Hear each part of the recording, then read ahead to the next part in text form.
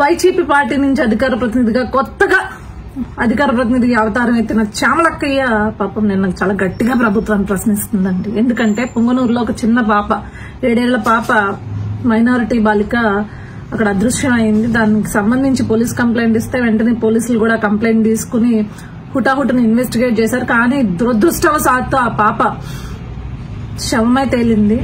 జరగకూడదు, ఎవరిళ్లలోనూ జరగకూడదు ఇలాంటిది. ఖచ్చితంగా ఆ దుర్మార్గులకి ప్రభుత్వం తరపు నుంచి కఠినమైన శిక్షలు పడతాయి. అదేవిధంగా ఈ రోజు హోమ్ డిపార్ట్మెంట్ అనిత గారు కూడా చాలా సీరియస్ గా తీసుకున్నారు. ఇన్సిడెంట్ ని సీరియస్ గా తీసుకుని ఎవరైతే ఇలాంటి ఘాతకానికి పాల్పడ్డారో వాళ్లపైన కఠినమైన శిక్షలు ఈరోజు వేసేలాగా లేకపోతే కఠినమైన చర్యలు తీసుకునేలాగా ఆవిడ ముందుకు వెళ్తున్నారు. కానీ ఈ శ్యామలక్క ప్రశ్నించిన తీరు నాకు భలే అనిపించింది. అసలు శ్యామలక్క ఒకటి మాత్రం క్లియర్ చేస్తా, గతంలో మీరు అంటే మీ ప్రభుత్వం ఉన్నప్పుడు ప్రశ్నించిన వాళ్ళని ఆపారు, అడ్డుకున్నారు. కానీ మేము అలా కాదు, ప్రశ్నించాలి. కానీ ఎవరిని ప్రశ్నించాలి?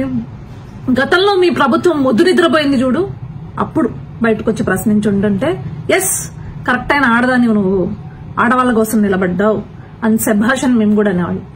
గతంలో మీ ప్రభుత్వం ఎంతో మంది ఆడబిడ్డల మాన ప్రాణాలు పోతున్నా నోరు మూసుకుని కూర్చున్నప్పుడు నీకు ప్రశ్నించే అసలు హక్కు కూడా లేదనమాట. అంటే నీ పరిస్థితి ఎలా ఉందంటే అత్రపు పెళ్లి కొడుకుంటే అత్తమెల్లో తాళిగట్టాడంట, అలా ఉంది.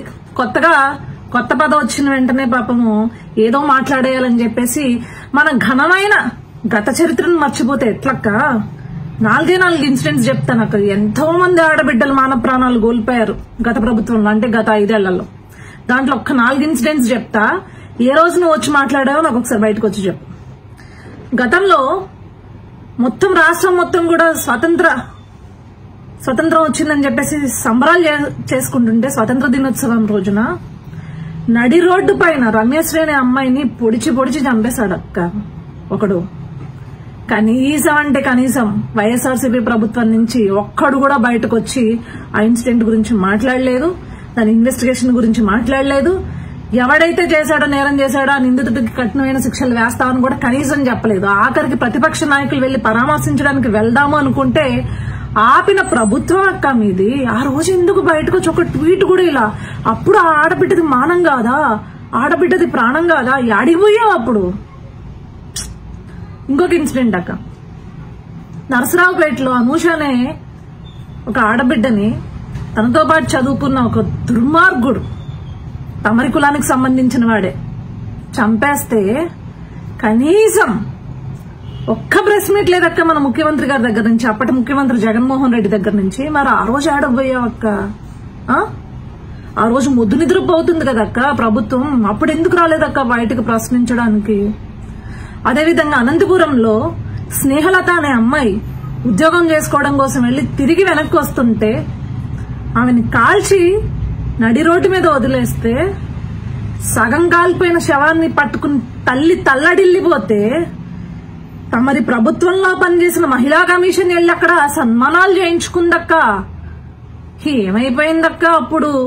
ఆడబిడ్డల యొక్క మాన ప్రాణాల గురించి నీ దిగులు లేకపోతే నీ ప్రశ్నలు ఏమైపోయింది? సమాధానం లేదా? ఇంకొకటి, నడి రోడ్డు పైన వైజాగ్ లో ఒక ఆడబిడ్డ గొంతు కోసేస్తే కనీసం అంటే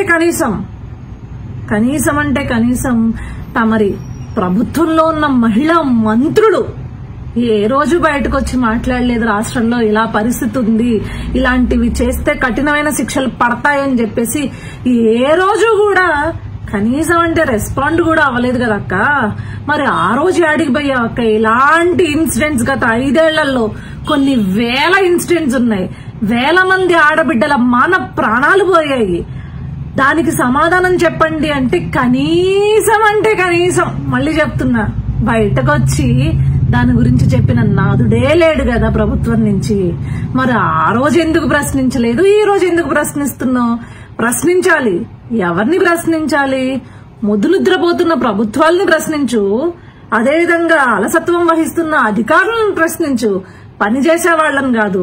పనిచేసే వాళ్ళని ప్రశ్నిస్తే రాజకీయం చేసినట్లు ఉంటుందన్నమాట. ఇప్పుడు నీకు రాజకీయం కావాల్సి వస్తే రాజకీయంగా నీ బ్రతికేంటనేది మేము ముందు నీకు చూపిస్తాం అన్నమాట.